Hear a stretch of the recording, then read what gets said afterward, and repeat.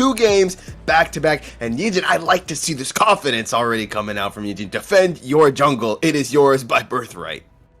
It's something. I can appreciate a couple of things about this GE composition. First off, once again, going a lot more for big AoE. Okay, Yano, if he has W, I think he's fine here one way or another. But also the fact that I have made mention of this a number of different times that I've had to make reference to this and no one ever gets it, but now I brought another American into the fold, and so now you understand the fact that in America we have a player that plays the Yasuo support with Senna.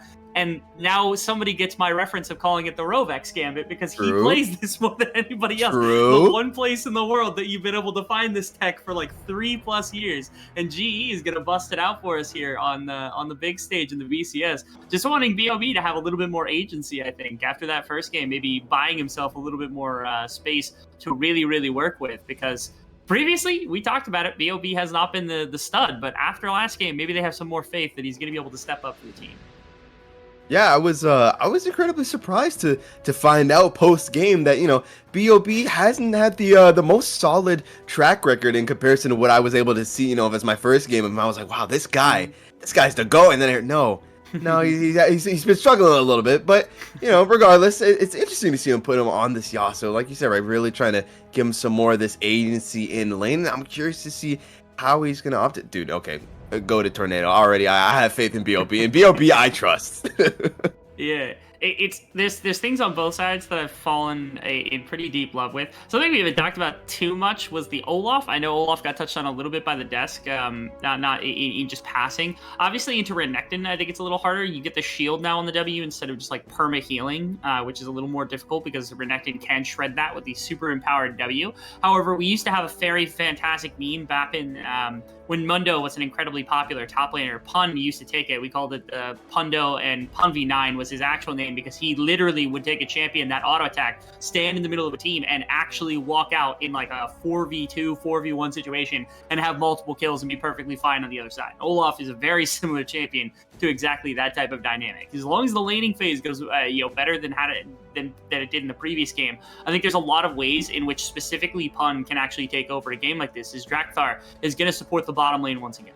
Yep, level 3 looking to come in Artemis. Already pretty low. Buns with the Ignite is going to have to go down, actually, into the hands of Drakthar, picking up that early first blood. B.O.B. with the cleanse, the flash. He's running for his life. Hits him with the Tornado. That might just be his saving grace.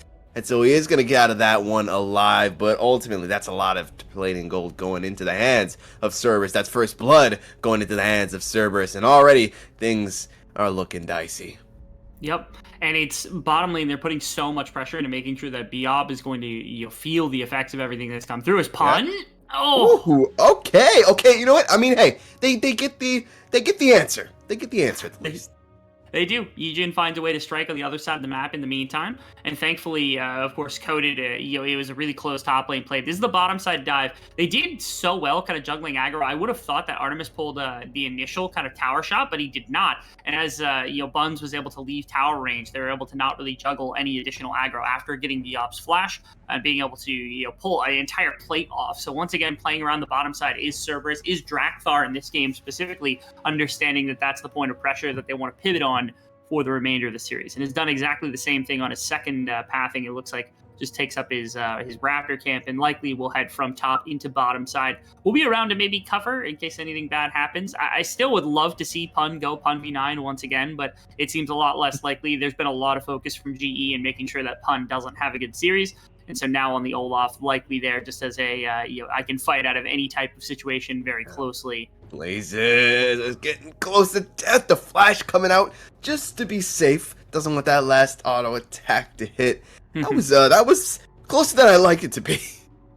Yeah, honestly, Yato, I know there's a stat line that I think it's been mentioned by our desk a couple of times, but to put it in perspective for you, just how different. At one point, Yato had, especially I think in spring, he had won exclusively on Ahri. He had 8 wins on Ahri and 0 wins on any other champion. That's how much this champion makes a difference for Yato. Not that Yato's a bad player, not that I'm insinuating that. He can win on plenty of different champions, but his Ahri is his absolute specialty compared to everything else. And so he's played it pretty much exclusively in the last couple of weeks, and it's really made a difference for Cerberus.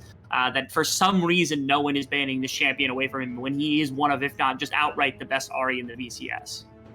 Hey, if it ain't broke, don't fix it. And if they don't ban, pick it, I guess. You know, it's like, hey, they give him the opportunity, might as well grab it for himself. And so far, he's been showing us some moves on the Aria. It's been very respectable as we see Jin actually chilling here. Maybe he's gonna look for something as the wave is pushing in right now for Artemis and Huey. So maybe tries to find something here, really biding his time though. You know, now or never has that blast cone available, so can get over the wall if Eugen feels so fit. But now Drakthar is pulling up as well, and things. Oh lord! Oh, okay, gonna spot him up with a sweeper. Don't think anything really gonna come out of this one. Yep, just gonna go ahead and be like, I know you're in there. I'm gonna leave. Yeah, Drakthar also lower level. Yijin able to power farm up to 6, and so is ready with that Moonfall to be able to jump in either on bottom lane or be able to fight. Drakthar spotting that out means that he gets his bot lane a little bit more safety. They deny a fair amount of minions because they were able to crash a couple of times here. Is in the mid lane, Drakthar and Yijin showing up in time. Yep, trying to find something, yeah, you know.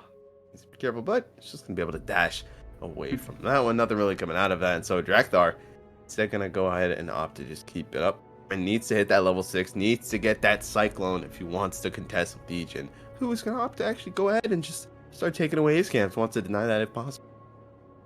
Certainly will.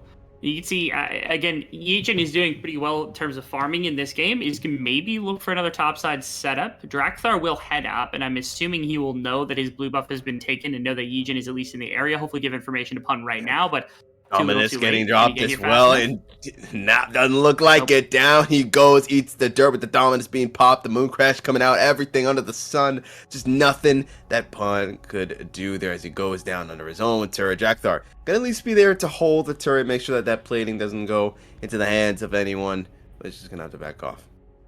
Has the level 6 now, which I think was the one thing that was missing, is bottom lane. Oh, no. That was huge, dude. Oh my God, that was a nice thing coming out there. Yeah, right on the level 6 breakpoint too. It looks like Artemis was able to snag that at the last second and pop it so that they could catch Buns as well. It's unfortunate the kill did go over to Huber instead of going over to Artemis. Had to be wary about the tower shots, but it's another game where so much has been levied into making sure topside is going to go better for Genius Esports that they are just ignoring the bottom lane, down half the CS that they've gone for at this point. Buns, you can see, is just getting bullied. It's probably just a stun up after the wind wall has gone down. That's all that's really necessary. And again, right there, the level 6 takeover, right there, enough mana at game. And unfortunately, that auto was just barely not enough, but it still does lead to a double kill and an additional plate going into the bottom side of the map again for Cerberus. Yeah, that's rough, buddy. That is very rough. And once again, we're seeing the Artemis Classic. It feels like he's up in that CS, up in itemization. He's looking good. He's got everything that he needs. And if this keeps on going, we're gonna see. I feel we're gonna see another game 1 run back. Definitely might be. I mean, it's that situation, but not quite to the same extent. They're only up about 200 gold. Artemis is strong, but at minimum, you do have responses in, like, you have Renekton, who has good damage. It's going to take a second for Renekton to get on top of them, but that's what Yijin's for as well, as Yijin is also quite strong in this game. So they're going to be diving Pun once again.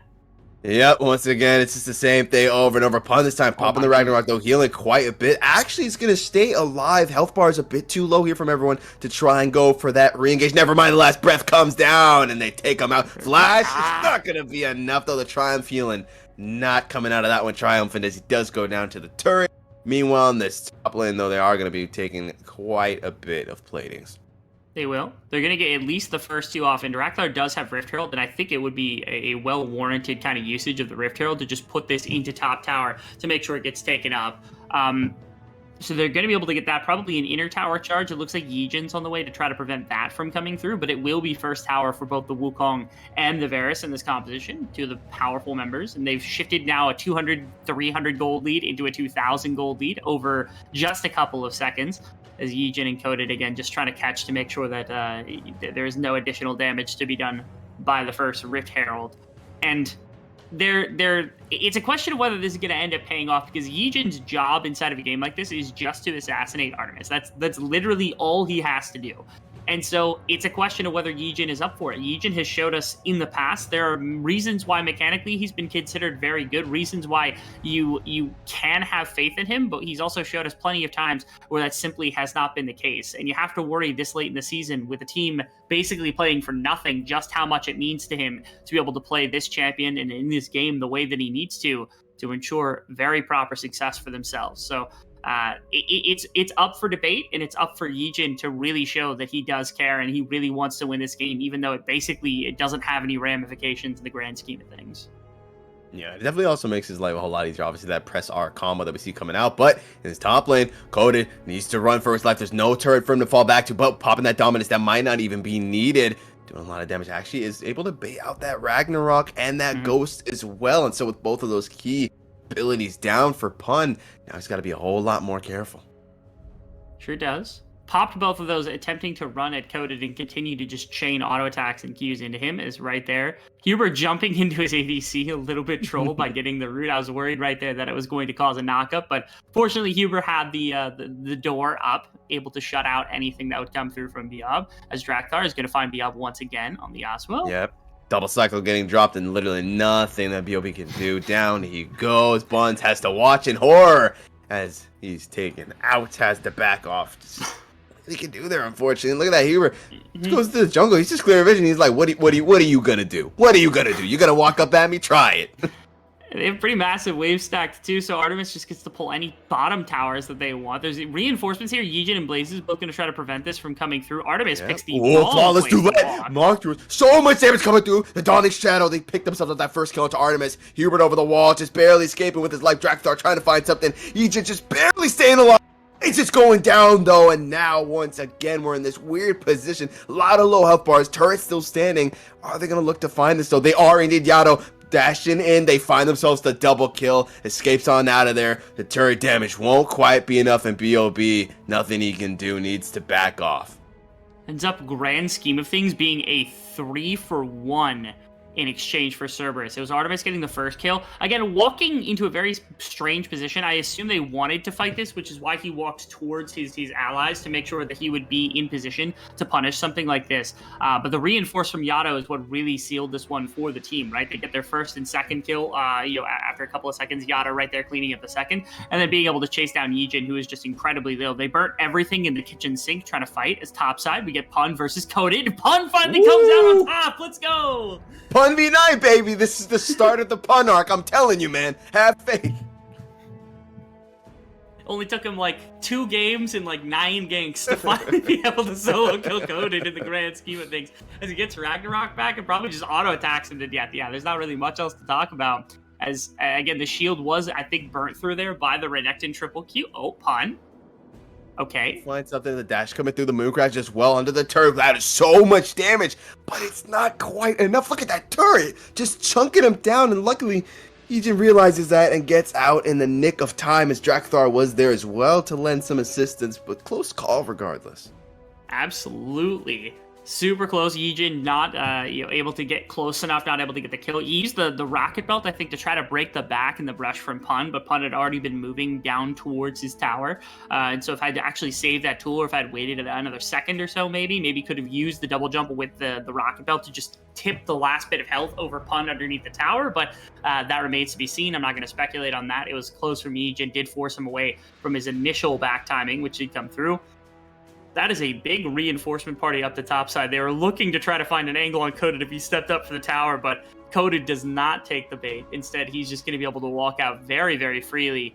As Genius Esports haven't been able to find this big team fight quite yet that I think that they're really looking for, maybe around a dragon, maybe around another neutral objective here in the next couple of minutes. But for the moment, at least, I think they are floundering at least a little bit. They want to try to put Yijin and Biob together, and then put all this other AoE together as well, right? Like Buns has through damage, Blazes has through damage, Coded has through damage, but they just haven't found an opportunity to really get all of it in one place at one time, which is when this is going to make its biggest effect, have its kind of greatest use inside of a game like this. Is right now, maybe that's the opportunity. Yeah, I might be looking for it right here, right now. So much damage coming up. Blaze is going to eat the dirt first, so when they're looking to just change things up. Never mind. Genius Esports is not getting the chance, Rebel, because everyone's dropping like flies right now. The Geniuses have been dethroned as 3 of their members are going to eat the dirt. Yeah, a combination of exhaust, Huber popping the shield, popping the ultimate. It just kind of thwarts everything right there that Genius Esports wanted to accomplish. And again, it's Yichin that I'm paying attention to. He's the one with a majority of the gold share. He's done a very good job farming inside of this game. Has to be a big carry for the team, and just wasn't able to deliver enough to make sure that Blaze's Biob could actually have any sort of effect in a fight like that. Kind of looking to jump the Rainers as they walked into topside river, but it just doesn't matter. The coordination isn't there as something that's been a problem for this team consistently, right? Blazes pops his ultimate, tries to set up for Yijin to really get in and get active, but it just goes down so quickly. Yijin just looking for a dive into Artemis when everybody else is basically out of the fight, as Coded once again in a bad situation. Yeah, terrible situation. Got a little bit baited, it feels like, and let's see, goes down. Rest in peace. The 3 members, they're giving him the pun treatment this time around.